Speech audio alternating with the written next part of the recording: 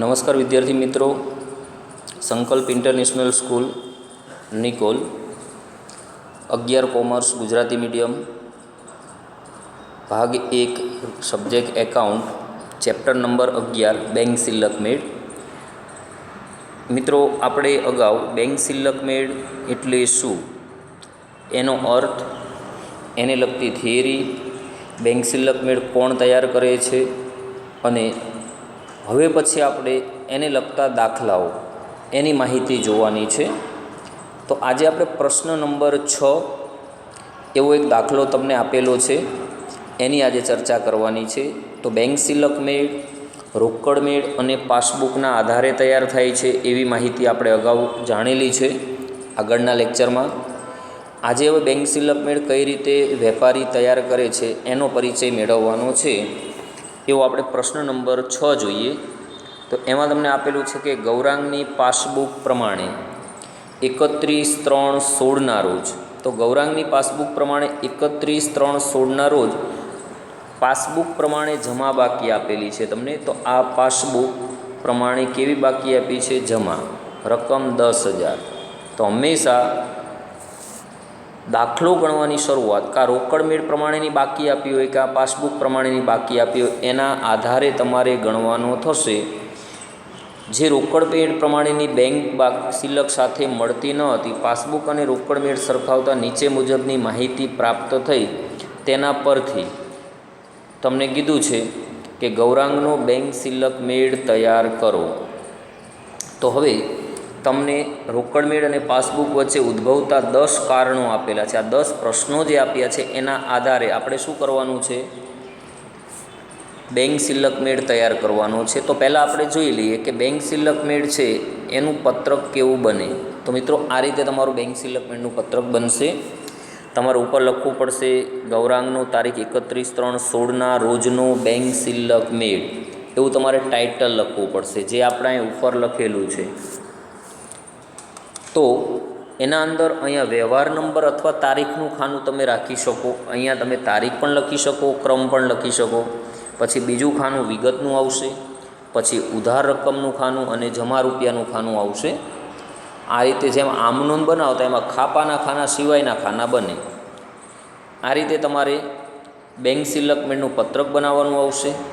હવે બેંક સિલક મેળની શરૂઆત ક્યાંથી કરવી? તો તમને જે માહિતી આપેલી હોય એમાં ઉપર તમને ટાઇટલમાં જ કીધું છે, મેં તમને પહેલાં જ બતાવ્યું હતું કે અહીંયા તમે જોશો તો પાસબુક પ્રમાણે, તો આ પાસબુક પ્રમાણે જમા બાકી તમને આપેલી છે 10,000. તો પાસબુક પ્રમાણે જે જમા બાકી આપેલી છે ત્યાંથી તમારો દાખલો ગણવાની શું થશે? શરૂઆત. તો તમે બેંક સિલક મેળના પત્રકમાં જોશો તો અહીંયા તમને પાસબુક પ્રમાણે જમા બાકી, જેને તમે કહી શકશો બેંક સિલક, આ 4 ટૉપિકમાંથી કોઈ એક ટૉપિક આપેલો હશે. મેં તમને અગાઉના લેક્ચરમાં પણ કહ્યું હતું છેલ્લે કે રોકડ મેળની જમા બાકી, રોકડ મેળની ઉધાર બાકી, પાસબુકની જમા બાકી, પાસબુકની ઉધાર બાકીને શું કહેવાય? એ 4માંથી કોઈ એક માહિતી આપેલી હશે, ત્યાંથી તમારો દાખલો ગણવાની શું થશે? શરૂઆત. તો પાસબુક મુજબ બેંક સિલક એટલે જમા બાકી કહેવાય. એટલે આપણે અહીંયા જમા રૂપિયા કેટલા લખ્યા? 10,000. તો ખાસ જોજો, પાસબુક મુજબ જો ઓવરડ્રાફ્ટ આપેલો હોત તો તમારે રકમ ઉધાર ખાનામાં લખવી પડે. હવે આગળ તમે જોશો તમને એક એક કારણોના તફાવત આપેલા હશે. તો પહેલું કારણ અહીંયા તમને આપેલું છે કે ₹7,000નો ચેક લખેલો. વિદ્યાર્થી મિત્રો ખાસ જોજો, લખેલો ચેક રોકડ મેળમાં નોંધેલો. તો આટલું યાદ રાખવાનું, લખેલા કે લખીને આપેલા ચેક રોકડ મેળમાં વેપારી જમા બાજુ નોંધે, તો સામે પાસબુકમાં બેંક ઉધાર બાજુ નોંધે, ક્રોસ એન્ટ્રી થાય. પરંતુ અહીં કીધું છે લેણદારોને આપવાનો રહી ગયો હતો. તો એનો મતલબ થયો કે આ ₹7,000ની નોંધ રોકડ મેળમાં જમા બાજુ થઈ ગઈ હશે. તો વેપારીએ પોતાના ચોપડામાં નોંધ કરી દીધી, પાસબુકમાં નોંધ બાકી હશે, કારણ કે આપણે લેણદારને એ ચેક આપ્યો નથી. એટલે પાસબુકમાં ઉધાર બાજુ નોંધ થવાની બાકી હશે. તો બંને ચોપડામાંથી જે પ્રોસેસ કે ક્રિયા થવાની બાકી હોય એ આપણે કરવાની. એટલે અહીંયા તમે જોશો તો 7,000 રૂપિયા જે પાસબુકમાં ઉધાર થવાના બાકી છે આપણે ઉધાર કર્યા અને આપણે માહિતી આવી લખવાની, લખેલ અને રોકડ મેળમાં નોંધેલ પરંતુ લેણદારને નહીં આપેલ ચેક. હવે એ જ રીતે તમે બીજી માહિતી જુઓ, તમને બીજો વ્યવહાર આપેલો છે, એમાં કહ્યું છે અહીંયા કે ₹12,000નો ચેક 29/3/16ના રોજ બેંકમાં ભરવામાં આવ્યો હતો, જે બેંકે 1/4/16ના રોજ જમા આપ્યો છે. જો આપણે બેંક સિલક મેળ છે ને એ કઈ તારીખનો તૈયાર કરીએ છીએ તો કે 31/3/16ના રોજનો. હવે 31/3/16ના રોજનો બેંક સિલક મેળ બનાવીએ છીએ તો 1/4/16 પાસબુકમાં જમા થયો છે, એનો મતલબ એવો થયો કે 31/3 સુધી જમા થયો હશે નહીં. એટલે આપણે જે 12,000 રૂપિયા છે એ પણ શું કરવા પડશે? જમા. તો 12,000 રૂપિયા અહીંયા કરેલા છે જમા, તમે જોઈ શકો છો. તો 12,000 રૂપિયા જે જમા કરેલા છે એ અહીંયા તમને જમા આપેલા છે. ત્યાં તમારે લખવાનું આવશે કે ભરણામાં મોકલેલ પરંતુ બેંકમાં જમા નહીં થયેલ ચેક. ત્રીજી બાબત તમે વાંચશો તો તમને ખબર પડશે કે ત્રીજી બાબતમાં તમને એવું કહ્યું છે અહીંયા કે ₹6,000 બેંકે વીમા પ્રીમિયમના ચૂકવ્યા છે, જેની ગૌરાંગને 1/4/16ના રોજ જાણ થઈ. ગૌરાંગને ક્યારે જાણ થઈ? 1/4/16 એટલે 31/3/16 સુધી જાણ થઈ હશે નહીં. તો આટલું મિત્રો યાદ રાખવાનું કે બેંક આપણા વતી કોઈ પણ રકમ ચૂકવે તો આપણી બેંક સિલક ઘટે, એટલે પાસબુકમાં એટલી રકમ એ ઉધાર કરશે. તો એનો મતલબ થયો પાસબુકમાં રકમ ઉધાર થઈ ગઈ હશે, રોકડ મેળમાં જમા થવાના બાકી હશે, એટલે અહીંયા એટલી રકમ આપણે શું કરવામાં આવી? જમા. તો તમે જોઈ શકો છો કે જેટલી રકમ બેંક ચૂકવે છે તો એ હતી રકમ 6,000. તો અહીંયા બેંકે 6,000 રૂપિયા પાસબુકમાં જમા કરવાના બાકી રાખ્યા હતા, એ આપણે જમા કરવા પડશે. એટલે કે જે વ્યક્તિ કાં બેંક અથવા વેપારી બેમાંથી જે વ્યક્તિએ કાર્ય અધૂરું રાખ્યું એ આપણે કરવાનું, એટલે તફાવત દૂર થઈ જાય. તો અહીંયા ત્રીજા નંબરમાં લખાશે વીમા પ્રીમિયમ જે રોકડ મેળમાં નોંધેલ નથી. પછી ચોથો વ્યવહાર તમને જે આપેલો છે, તો ચોથા વ્યવહારમાં તમને કહ્યું છે અહીંયા કે એક ગ્રાહકે ₹5,000 બેંકમાં બારોબાર ભરી દીધા છે, જેના અંગે રોકડ મેળમાં નોંધ કરવામાં આવી નથી. તો કોઈ પક્ષકાર આપણા ખાતામાં બેંકમાં રકમ ભરે તો આપણી બેંક બેલેન્સ વધે, એટલે બેંક ખાતામાં પાસબુકમાં રકમ જમા થઈ હશે. રોકડ મેળમાં નોંધ થવાની બાકી છે તો એનો મતલબ કે આપણે ઉધાર કરવા પડશે. તો અહીંયા તમે જોશો તો 5,000 રૂપિયા આપણે અહીંયા ઉધાર કરેલા છે. અહીંયા તમારે ચોથા નંબરમાં એવું લખવું પડશે ગ્રાહકે બારોબાર જમા કરાવેલ રકમ. તો આ રીતે 4 નંબરના વ્યવહારની નોંધ થશે. હવે તમે 5 નંબર જોશો તો તમને આપેલું છે કે બેંકે વ્યાજના ₹200 પાસબુકમાં જમા કરેલા. જો અહીં સ્પષ્ટ આપ્યું છે બેંકે પાસબુકમાં જમા કરેલા છે ₹200, જેની રોકડ મેળમાં નોંધ કરી નથી, તો પાસબુકમાં જમા થયું તો ઉધાર થવાનું બાકી હશે, તો આપણે ઉધાર કરી દેવાના. તો અહીં તમે જોશો તો 5 નંબરમાં ₹200 છે એ ઉધાર થયેલા હશે. ત્યાં તમારે લખવું પડે છે 5 નંબરમાં કે બેંકે વ્યાજ જે રોકડ મેળમાં બેંક વ્યાજ જે રોકડ મેળમાં નોંધેલ નથી. પછી તમે જોશો તો વ્યવહાર નંબર 6માં તમને આપેલું છે કે ₹6,700. તો 6,700 રૂપિયા જે છે નો ચેક બેંકમાં ભર્યો હતો તે નકારાયો હતો, તેની માહિતી 1/4/16ના રોજ મળી, એટલે 31/3/16 સુધી આપણને મળી હશે નહીં.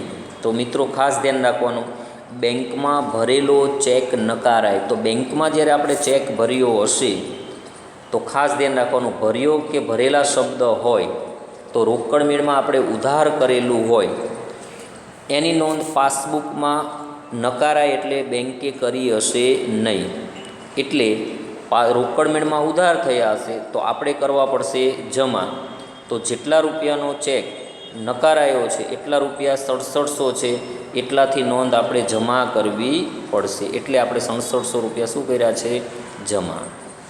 ત્યાં લખવું પડે બેંકમાં ભરેલ પરંતુ નકારાયેલ ચેક. પછી તમે 7 નંબર જોશો તો ત્યાં તમને આપેલું છે 7 નંબરમાં, તો તો 7મા નંબરમાં કહ્યું છે કે 18,000ના ચેક લખેલા, પાછો શબ્દ આવ્યો લખેલા, પરંતુ તેમાંથી ફક્ત 6,000ના ચેક 31/3 સુધી ચૂકવણી માટે રજૂ થયા.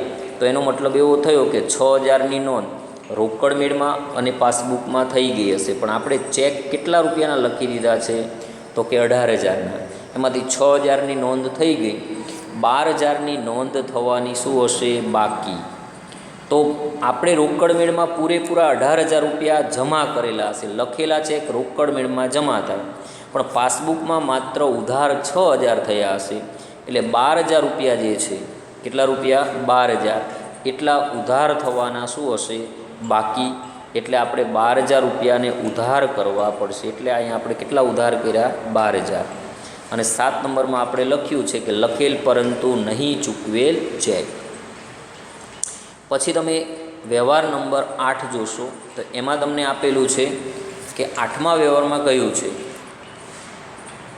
₹32,000ના ચેક બેંકમાં ભરેલ, જેમાંથી 7,000ના ચેક બેંકમાં 31/3/16 સુધી જમા થયા છે.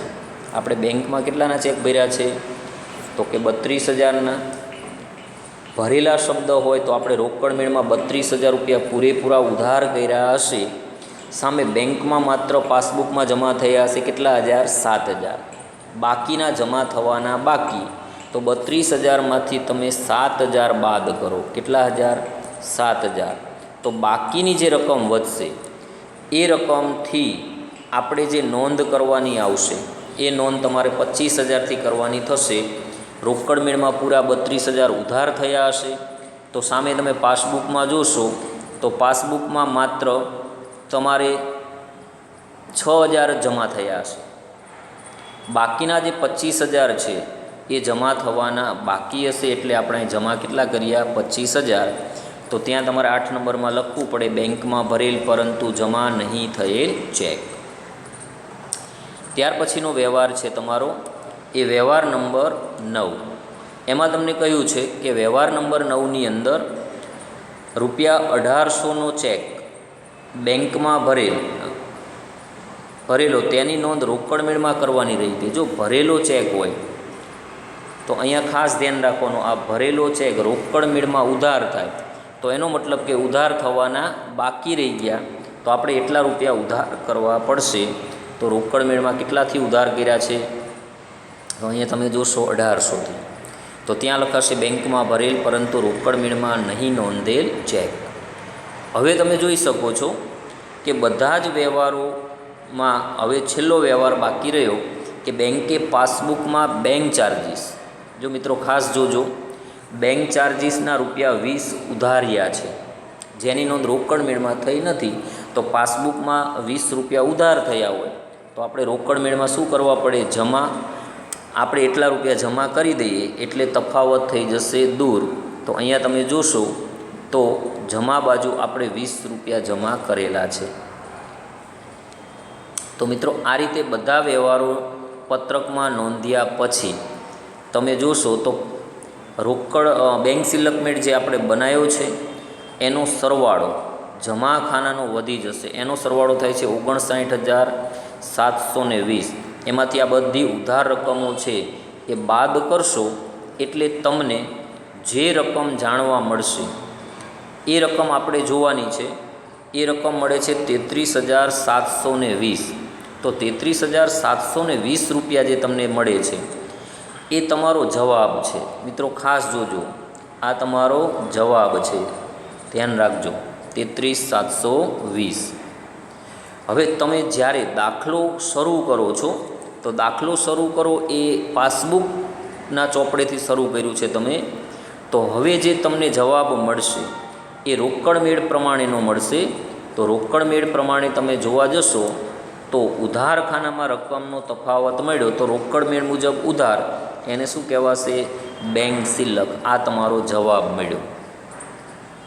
આવો 6 ગુણનો દાખલો તમને પૂછાય છે. તો ખાસ એટલું વસ્તુ અહીં ધ્યાન રાખવાનું છે, કયા ચોપડે કઈ બાજુ નોંધ થઈ હશે એનાથી વિરુદ્ધ નોંધ છે એ આપણે બેંક સિલક મેળમાં કરવાની આવશે. આવો 6 ગુણનો દાખલો મિત્રો તમને પરીક્ષામાં પૂછી શકે.